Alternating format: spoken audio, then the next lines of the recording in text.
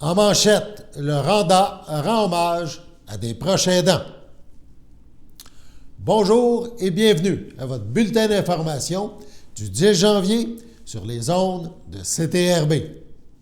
Donc, tel que mentionné en manchette, le réseau des aidants naturels d'Autrey, le Randa, rend hommage à des proches aidants et comment fait-il cela? Grâce à un concours dont le titre est Héros à l'emploi. Les gagnants de ce concours ont été dévoilés. On vous les présente. Bonjour tout le monde, on est aujourd'hui chez Outils Art Richard pour remettre un prix et peut-être même une belle surprise. Venez avec moi.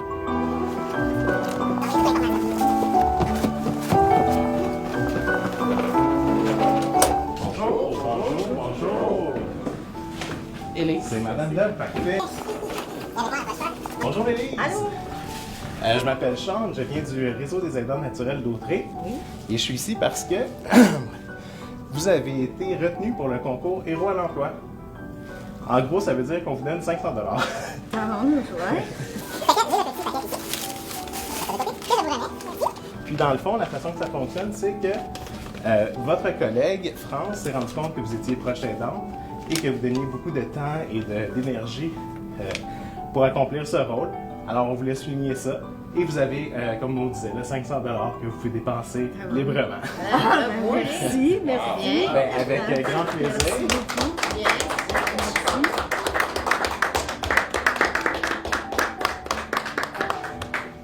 Qu'est-ce que vous ressentez par rapport à ça? Ça vous fait plaisir? Ben oui, ça me fait plaisir. C'est vraiment touchant. Là.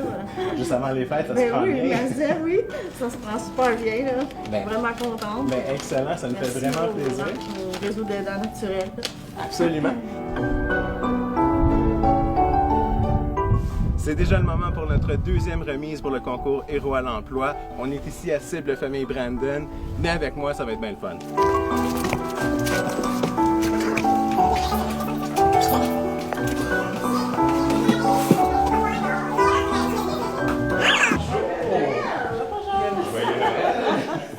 Il y a une petite surprise pour Nathalie aujourd'hui. Bonjour. Je m'appelle Sean. Je viens du réseau des aidants naturels d'Autrey. OK. Alors, votre candidature a été nominée pour le concours Héros à l'emploi. OK. Et vous avez gagné. OK. Donc, en gros, ce que ça veut dire, dans le fond, c'est qu'on vous remet 500 $ que vous pouvez dépenser librement. C'est vraiment pour vous, là, juste avant les fêtes, je pense que ça fait un petit peu de bien. Donc voilà, c'est vraiment... C'est quoi le contexte de ce héros à l'emploi? Dans le fond, c'est parce que vous êtes proche aidante et vous combinez ça avec votre rôle d'employé. OK. Alors nous, on veut encourager ça, on sait que c'est pas toujours facile. C'est Donc, Mais, exactement, merci. c'était la prochaine partie, mais là, je la vois pas. Non, elle est là. Caroline, c'était aujourd'hui qu'on est venu parce qu'elle m'avait dit qu'elle pouvait être là. Elle donne un engagement. Et puis, on vous dérange pas plus, c'est vraiment tout. Ah, Donc, merci. félicitations encore. Merci. Avec plaisir.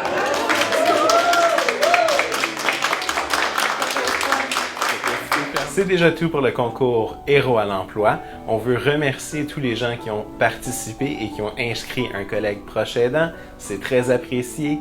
Toutes ces personnes ont été contactées par notre équipe d'intervention pour leur offrir nos services et pour souligner la candidature. On félicite une fois encore nos gagnantes, Élise et Nathalie, et on souhaite à tous et toutes un très joyeux temps des fêtes. Merci beaucoup et à la prochaine.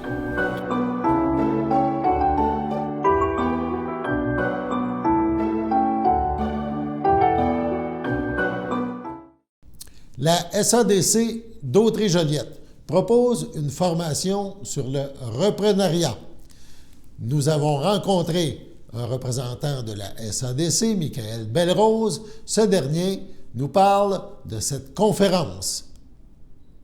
L'entrepreneuriat, tu sais, donc c'est pas juste le transfert, je pense, on pourrait dire familial, c'est vraiment, on pourrait donner un exemple, quelqu'un dans une entreprise qui est directeur général, qui regarde la business, puis qui va voir le patron, puis il dit, moi, ça me tenterait de prendre le business, je comprends que tu veux peut-être en faire moins, mais c'est tout un défi, là. Encore là, c'est quelque chose, parce que, comme on vient de dire, les entrepreneurs, on l'a parti par nous autres mêmes.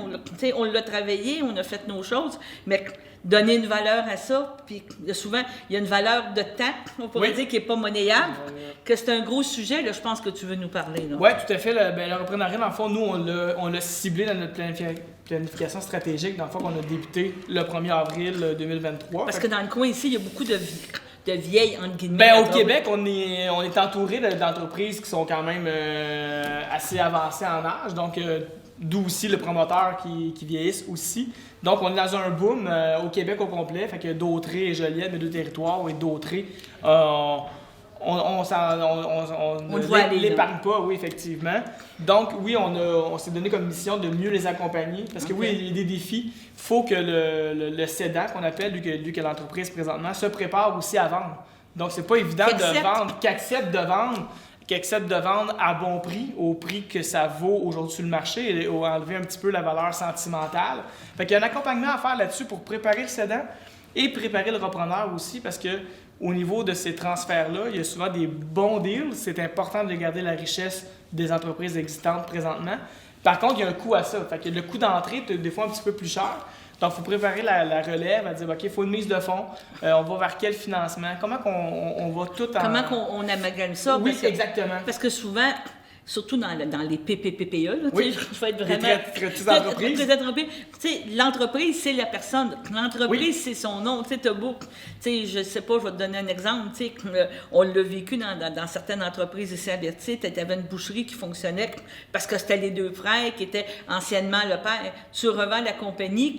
Puis je dirais pas, ça fait patate, mais il peut avoir t'as de la difficulté parce que là, les gens se reconnaissent plus. Son entreprise, t'as plus de monsieur qui est là puis qui dit bonjour madame parce que là, il te connaît pas. Faut qu'il se développe. C'est beaucoup de défis reprendre une entreprise. Totalement. Puis c'est pour ça qu'il va y avoir un bon plan de transfert d'entreprise. Puis il faut faire le transfert au bon moment et avoir un bon fit entre le cédant et le repreneur pour qu'ils essayent de cohabiter ensemble une certaine période de temps. Comme vous dites, quand c'est une entreprise qui est très, très, très reliée à l'individu, mais il faut qu'il y ait une passation de direction qu'on appelle.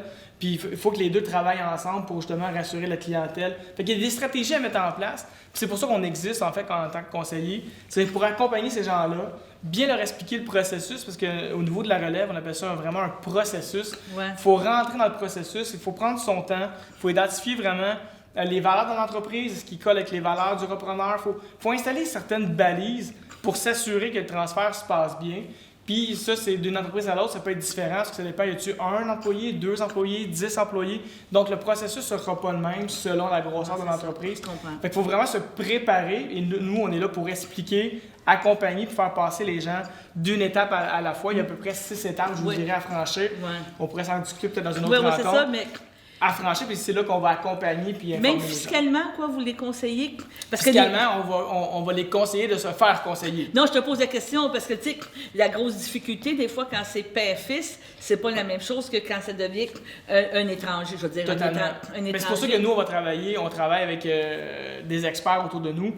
Un transfert d'entreprise, ça se fait pas juste avec un conseiller de la SADC, ça se fait avec un conseiller, un notaire, un avocat, un comptable, un fiscaliste. Fait que c'est pour ça qu'on dit qu'il faut rentrer dans le processus et se préparer.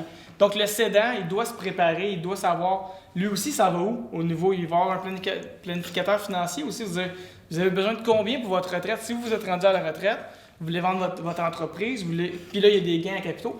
C'est complexe. C'est complexe. Il faut avoir une gamme d'experts. Puis le conseiller à la SADC se dira jamais expert dans tous les domaines parce que, comme dans tous les domaines, on peut être expert. On apprend, on peut conseiller, mais on va toujours référer aux experts dans le domaine. Comme on peut pas s'inventer comme être un boucher, mais je peux pas être un avocat. C'est ça. Non. Donc, au mois de janvier, c'est le sujet de votre conférence. C'est quelque chose que vous voulez inviter. Juste en curiosité, tu n'es pas obligé de dire je veux céder ou quelqu'un qui aimerait ça reprendre une entreprise, qui regarde aller. C'est vraiment, je pense, aller chercher l'information, aller chercher peut-être un move de dire, je pense que cette conférence-là va être importante. Là. Je suis d'accord, c'est pour se préparer, qu'on ait moindrement une intention de vendre. Moi, je pense que le promoteur va vendre un jour. Hein, fait malheureusement, on n'existera pas pour toute la vie. Le cédant, faut qu'ils viennent à notre conférence, ils vont avoir de l'information juste pour commencer à penser comment ça fonctionne, qu'est-ce qui se passe, ça va Comment être que quoi je le peux processus. planifier? Parce que Tout à fait. ça peut être fait même testamentaire. Là, tu sais, je te dirais, tu sais, à un moment donné, on ne sait pas On ne sait plus trop comment, la vie. Tu sais, comment ça peut fonctionner. Tu sais, tu meurs d'une façon subite, un accident, il faut que ça soit planifié, ça aussi. Puis on veut des repreneurs aussi pour qu'ils puissent discuter entre eux, justement avec des futurs cédants. On veut que le moment se rapproche. En fait, ça va être une belle conférence qui se passe au Château Joliette. C'est le 25 janvier 2024 à 7h30. C'est un déjeuner avec M. Marc Duhamel, qui est une sommité en reprenariat ici au Québec, qui nous est gracieusement offert, merci, par l'UQTR. Donc, on a vraiment une expertise là, universitaire qui vient nous rencontrer. Fait que j'invite tout le monde à venir. C'est seulement 30 $. Dans le fond, c'est vraiment le prix du déjeuner avec une conférence, qui vous est offerte. Sur ce, allons à la pause. Chers téléspectateurs, vous êtes cordialement invités le samedi matin dès 9h30 à notre bingo télédiffusé de nos studios de Berthierville. Depuis plusieurs années, nos adeptes de la télévision régionale se sont divisés un montant de 600 $, disponible chaque semaine lors de notre joute de bingo à CTRB. Un amical animateur et ses joyeux compères, dont un technicien et deux bénévoles, partagent tour à tour cette émission dans le but de vous agrémenter durant 60 minutes, un moment de plaisir qui pourrait s'avérer payant pour vous. Vous pouvez donc vous procurer les cartes de jeu chez les dépositaires participants et j'ai nommé à Berthierville, le dépanneur Formule 1 et le garage Pétroté sur la rue Gilles Villeneuve, le marché IGA Extra sur la rue Gabrielle Brissette, le marché Métro sur la rue Notre-Dame et la pharmacie Proxime sur la rue Frontenac. À Saint-Ignace-de-Loyola, le dépanneur Esso sur la rue de la Traverse et le marché Aldo sur le rang Saint-Michel. C'est donc un rendez-vous hebdomadaire chaque samedi matin dès 9h30 sur les ondes de CTRB, votre télévision régionale et communautaire, maintenant en haute définition. On vous attend donc en grand nombre et toute l'équipe vous souhaite bonne chance.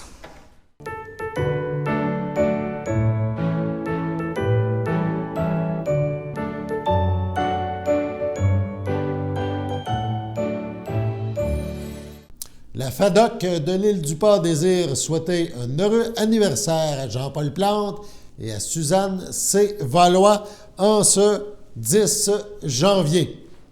On poursuit maintenant nos informations. Un petit tour du côté du Centre d'action bénévole d'Autrey, le CABA. Le CABA présentera plusieurs ateliers, plusieurs conférences sous peu dans les prochaines semaines, les prochains mois. On vous résume l'offre du CABA. Ça se déroulera les mardis à 13h30. Les thèmes abordés, le testament, le mandat en cas d'inaptitude, les économies, etc. C'est tous des sujets qui peuvent toucher évidemment bien des gens et bien des membres du Centre d'action bénévole d'Autrey. Pour ce que je vais vous présenter dans quelques instants, il faut s'inscrire au plus tard, et c'est obligatoire, il faut s'inscrire au plus tard le jeudi avant la date de la conférence au téléphone du CABA 450-836-7122. Donc, le CABA qui est sur la rue Champlain à Berthierville.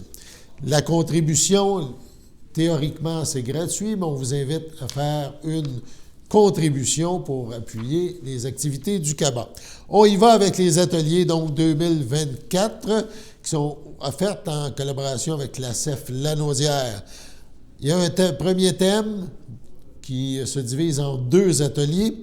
Papier clair pour bien vous protéger. Première séance mardi le 6 février. Donc, il est important d'anticiper en organisant les documents il faut anticiper l'avenir, comme on dit, en organisant bien ces documents afin de protéger ses biens, sa santé en cas d'inaptitude. Les directives médicales anticipées, le mandat de protection, l'inventaire de données, le carnet de santé sont des outils utiles pour aider les membres de la famille, votre entourage, à prendre soin de vous et de vos biens si vous devenez inapte. La suite, après ce 6 février, ce sera le 20 février, un autre mardi. Il sera important de prévoir sa fin de vie aussi.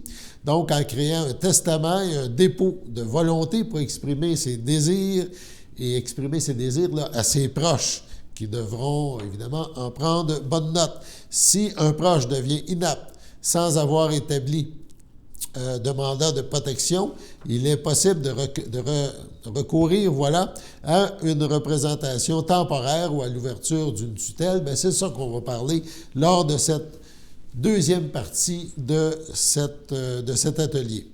Un autre atelier est prévu le mardi 12 mars, arrangement préalable de services funéraires. Donc, cet atelier traitera de la sollicitation, des contrats, des frais supplémentaires admissibles, des obligations du commerçant, de l'annulation des pénalités ainsi que du registre. Donc, mardi 12 mars. On s'en va en avril, mardi 16 avril. Le thème « Démarche à faire à la suite d'un décès ».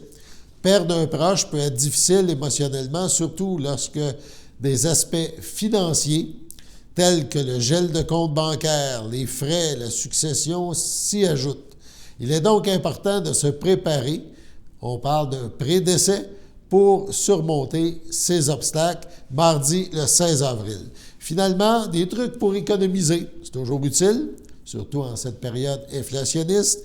Mardi le 14 mai, cet atelier procurera des conseils pour mieux améliorer votre budget par des petits trucs simples à mettre en pratique relativement à différents postes budgétaires. On parle d'habitation, d'alimentation, d'énergie, le transport, les loisirs, la consommation. Bref, plein d'ateliers offerts par le CABA. Soyez aux aguets, on en reparlera aussi dans nos prochains bulletins. La recherche tend à démontrer que l'entraide et le soutien des autres comptent parmi les moyens les plus efficaces pour prévenir le suicide au masculin. Organisme voué à la prévention du suicide dans la région, et ce depuis maintenant 24 ans, le Centre de prévention du suicide de la Naudière, le CPSL, est à la recherche d'hommes ayant survécu à un épisode suicidaire et désirant témoigner de leur expérience pour venir en aide à d'autres afin qu'ils restent en vie. En novembre 2020, l'organisme a lancé une chaîne de gars, développée de concert avec 7 hommes ayant déjà surmonté une crise suicidaire.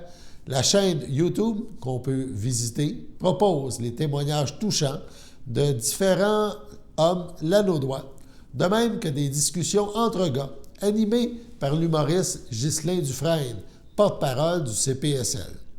Plusieurs ressources de la région y sont également présentées par des gars les ayant utilisées.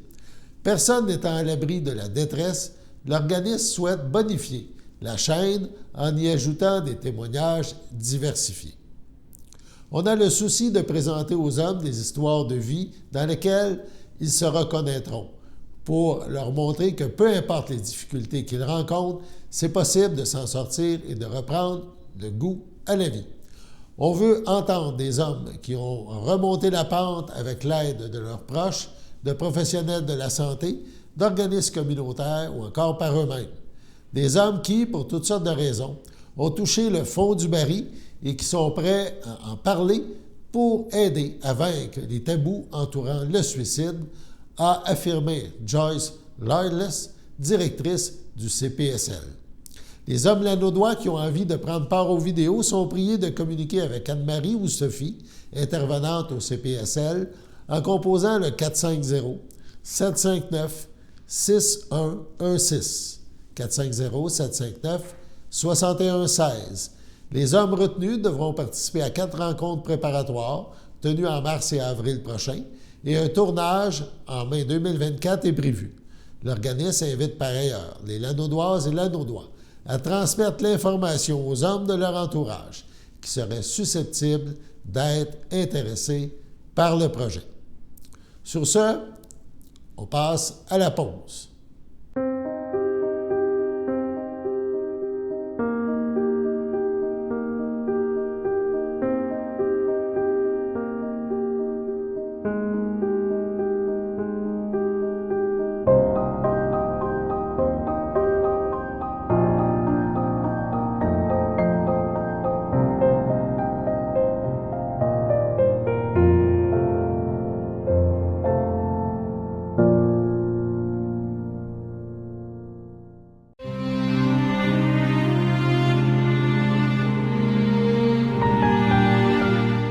l'hôpital Cité de la Santé, le 3 janvier dernier, à 79 ans. Est décédé M. Réal Lambert, époux de feu Ginette Dubois, autrefois de Repentigny, natif de Saint-Cuthbert. Il laisse dans le deuil ses fils, Stéphane Lambert, Chantal Desrochers, Danick Lambert, Nelly Généreux, ses petits-enfants, Alexandre, Élodie, Frédéric, Coralie, Marc-Anthony Lambert, son arrière-petite-fille, Agathe Chartré, son arrière-petit-fils, Clément Chartré, son frère Alain Lambert, Nicole Dolbec, sa belle-sœur Dany Dubois, Yves Bellemare, sa nièce Caroline Lambert, ainsi que plusieurs autres parents et amis. Selon les volontés du défunt, le dépôt immortel ne sera pas exposé et une cérémonie aura lieu en toute intimité à une date ultérieure. Au CHDL de Saint-Charles-Borromée, le 29 décembre, à 93 ans, est décédé M. Aimé Darvaux, fondateur des assurances Aimé Darvaux Incorporé, époux de feu Lise Perron et conjoint de Claire Cazobon, demeurant à la visitation de l'île du Pas. Il laisse dans le deuil, outre sa conjointe, ses enfants, Louis Darvaux, Anne Rousseau, Jean Darvaux, Ginette Plante, Diane Darvaux, Alain Brissette, Denis Darvaux, Suzanne Turcotte, ses petits-enfants, Christelle Darvaux, Alec Turcotte, Thierry Darvaux, Charles Tremblay-Darvaux, Lila Young, Émilie Brissette, Mathieu Plante, Stéphanie Brissette, André Aubuchon, Ariane et Justine Darvaux.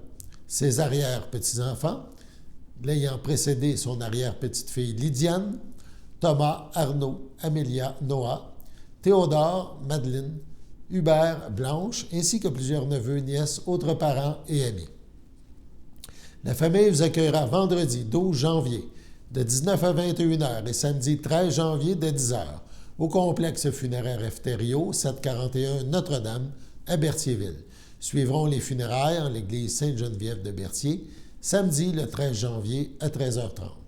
M. Aimé Darvaux sera inhumé au cimetière de Berthierville à une date ultérieure.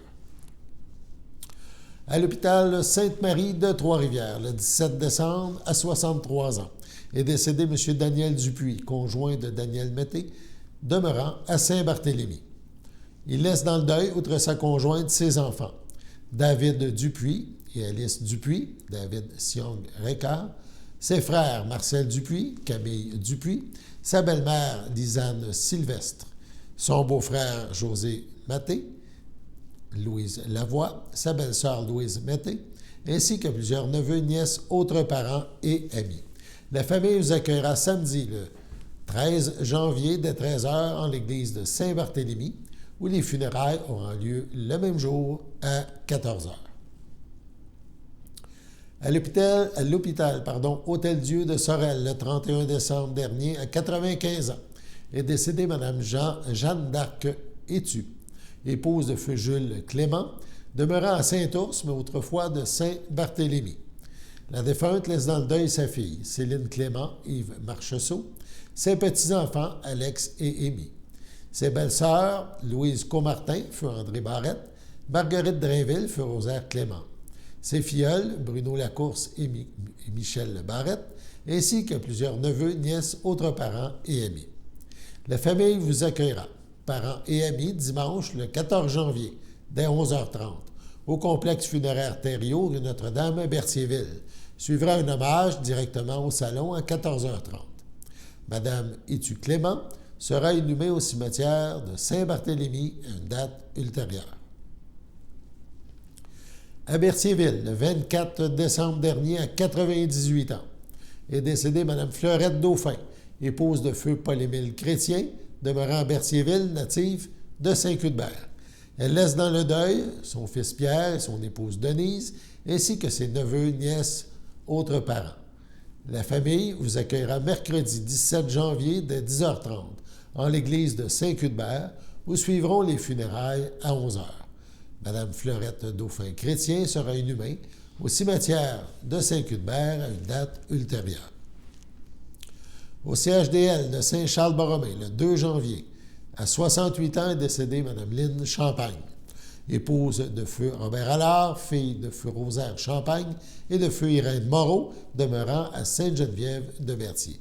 Elle laisse dans le deuil ses enfants, Louis, Félicia Venn, Loli, Vincent Laure Perrault, Jenny, Ikam Zarali, ses petits-enfants, Jaden, Michaela, Aidia, Rena, ses sœurs, frères, beaux-frères et belles-sœurs, Rose Champagne, Alain Miro, Jeanne Champagne, Guy Champagne, Colette Rondeau, Mario Champagne, Chantal Croisetière, Daniel Champagne, Sylvie Laprade, Guylaine Champagne, Laurent Sauvé, Jean Champagne, Claude Allard, Nicole Germain, Jeannine Allard, Jean-Guy Turcotte, Réjeanne Allard, ainsi que plusieurs neveux, nièces, autres parents et amis. La famille vous accueillera samedi, le 20 janvier, dès 10h, au complexe funéraire Thériault, rue Notre-Dame à Berthierville. Les funérailles suivront à 14h en l'église Sainte-Geneviève de Berthier. Madame Lynne Champagne sera inhumée à une date ultérieure. Et maintenant, la météo.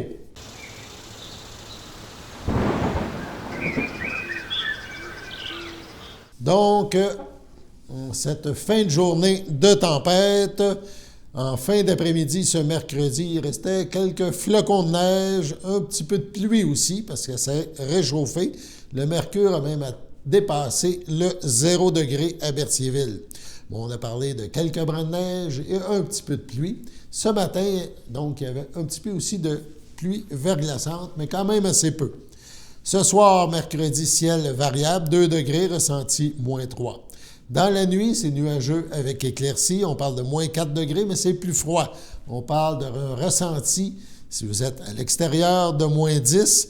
Les vents seront quand même assez agités. On parle de rafales à 44-45 km/h. C'est ce qui, évidemment, fait rafraîchir le temps. Jeudi matin, ensoleillé avec passage nuageux, moins 5, ressenti moins 11, encore assez venteux. Jeudi après-midi, ciel variable, moins 4, ressenti moins 10. Et jeudi soir, donc nuageux avec éclaircies, moins 7, ressenti moins 12. Voilà, c'était votre météo.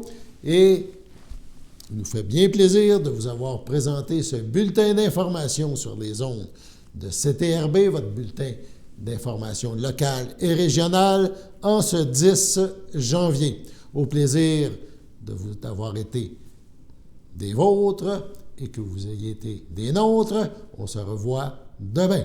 Bonne fin de journée.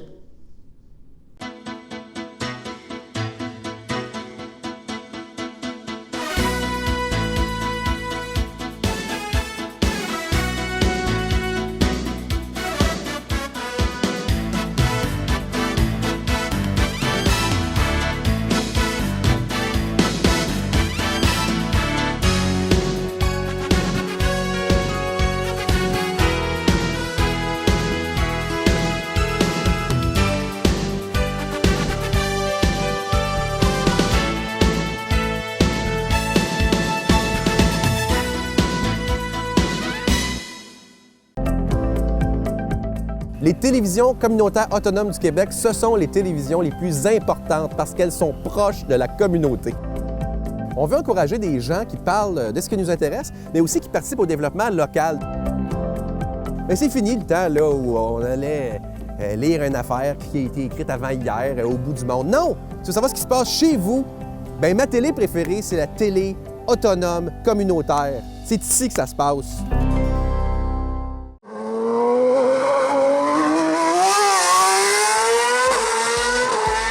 Gilles Villeneuve, 40 ans déjà, jamais oublié. On vous attend dimanche le 8 mai, journée porte ouverte au musée Gilles Villeneuve. Salut Gilles!